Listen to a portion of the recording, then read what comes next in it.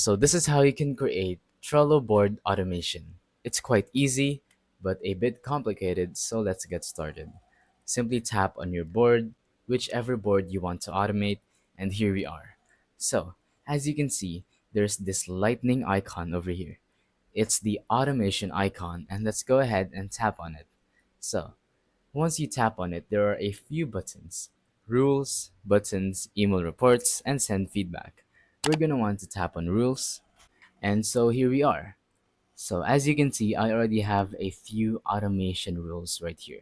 But what you're gonna want to do is tap on create automation and then choose what kind of trigger you want. If you want something done whenever a card is moved or whenever a card changes, the date, checklists, card content, and fields, you can go ahead and choose the specific type of trigger.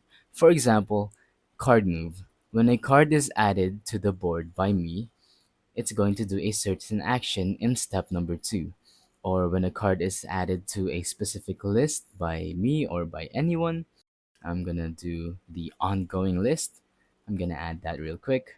That is our first step done. So, when a card is added to the list called ongoing by anyone, you can go ahead and choose another action. Like if someone does this, it's going to do this. So yeah, if I tap on this move action, move the card to the top of the list of ongoing. So there we go. When a card is added to the list ongoing by anyone, it's going to move to the top of the list. So I'm gonna add that. And there we go. We actually have a pretty basic automation. This is the trigger. If I add a card to that certain list, it's going to move at the top of that list. So I'm gonna save it. And there you go. It is now automated.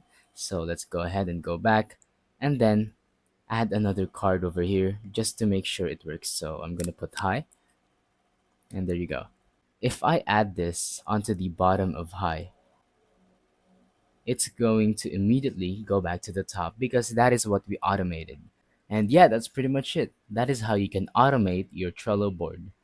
Now you can tinker with it, mess with it a bit, and then learn for yourself that it's actually a really good feature of Trello to make sorting things easier. So thank you for watching. Don't forget to leave a like, subscribe, and let us know in the comments down below if the tutorial worked or if you have any questions. Thank you and goodbye.